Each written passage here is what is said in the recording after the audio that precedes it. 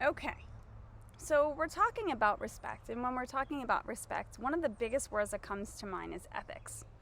As a leadership role model, as someone who goes into companies and talks with employees and managers about how to communicate artfully, respectfully, thoughtfully, kindly, and for someone who coaches adults on how to live a more better life. More better is my phrase. If you don't know it yet, it's not like I'm throwing around bad English here. More better is my phrase. I actually have t-shirts that say it, so let's just get that out of the way.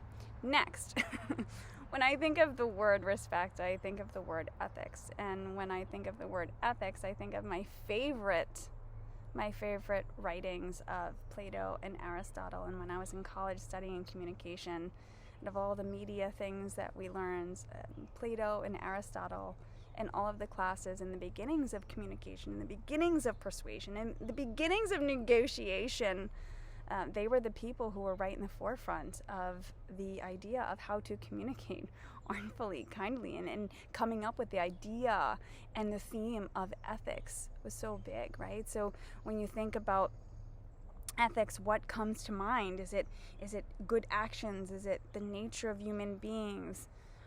Is it goodness in yourself?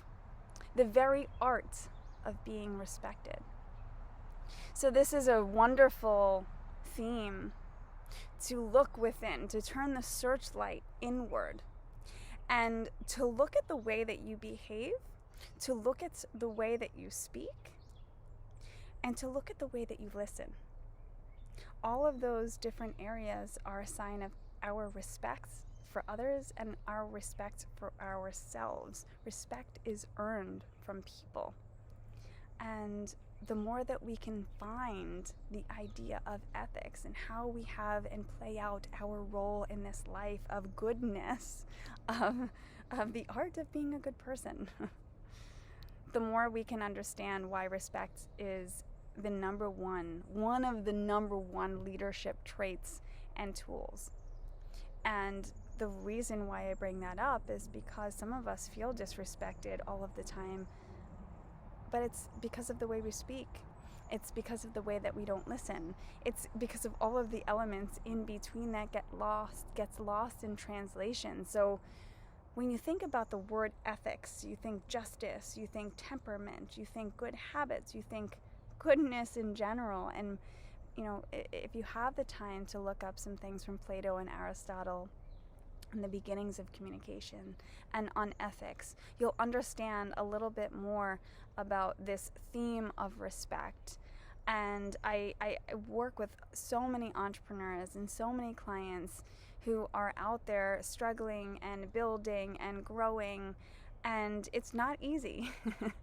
It's not easy. It's not easy to be me either, to be doing what I am doing, but at the end of the day, I try to always have this idea of ethics in my head.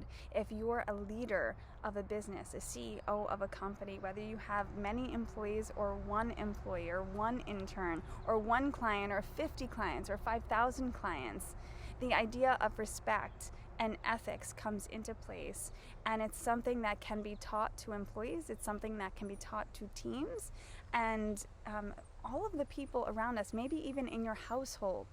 Right? If your children are disrespecting you, if they're steamrolling you and they're not listening to you, well, there's an idea of ethics that's lost, right? If your partner is disrespecting you, there's something that gets lost in the mix, and it comes from communication.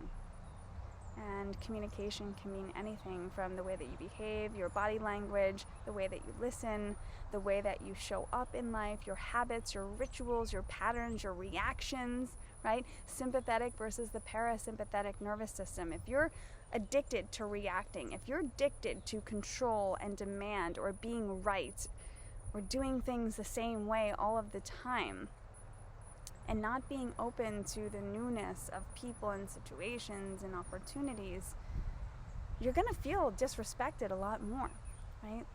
So just take a moment during this month to think about the way that you show up, the way that you shine your interior light outward.